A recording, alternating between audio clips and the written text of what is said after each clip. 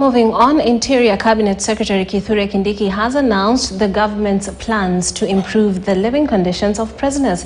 Speaking in Mwea's main prison during an official visit, the CS said the police reforms task force led by former Chief Justice David Maraga has completed its work. Now, the task force is expected to identify the legal, policy, administrative, institutional and operational constraints on effective service delivery by the National Police Service and the Kenya Prison Service and recommend improvements on the terms and conditions of service. Miriam Angil has more.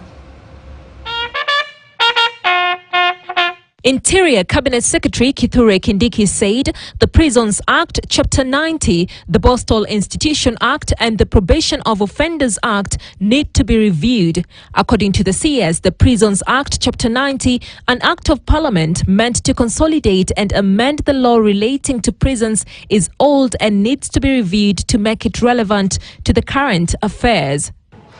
We have initiated and drafted a new correctional services policy for our country.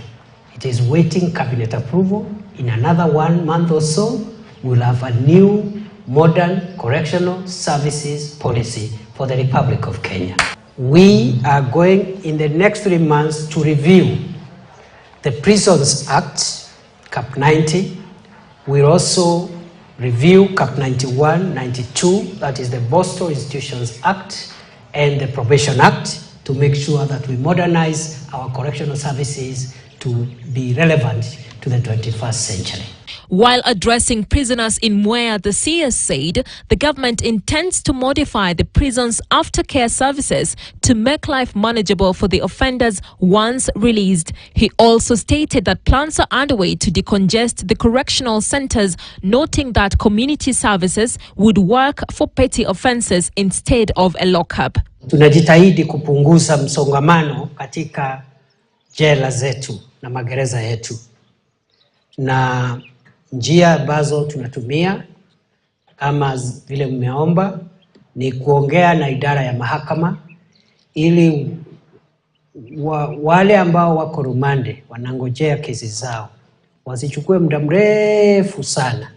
Vile vile wafungwa ambao wako na makosa madogo madogo, hakuna haja kurudikana katika jela.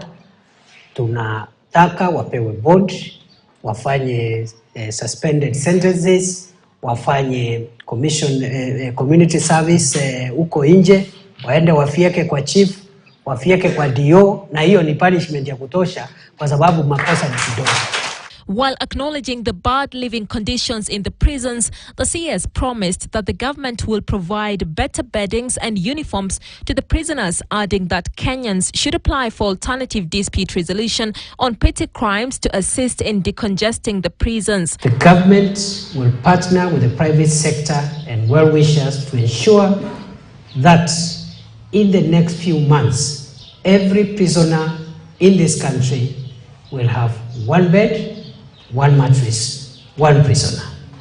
On their part, the prisoners called on the government to review the open visit ban that was imposed during COVID-19, an inclusion of more technical skills, and put in place better aftercare services for the inmates to ready them for life outside prison. We request the Cabinet Secretary to intervene with the judicial services so that the judicial staffs can more oftenly visit the prisoners to iron out issues related to courts. For example, alternative sentencing, fast-tracking of cases, fines, suspended cases, reviewing of sentences of mercy, among others. Miriam Angil, KTN News. Members of the Talai clan, a pre-independence resistance group based in Nandi,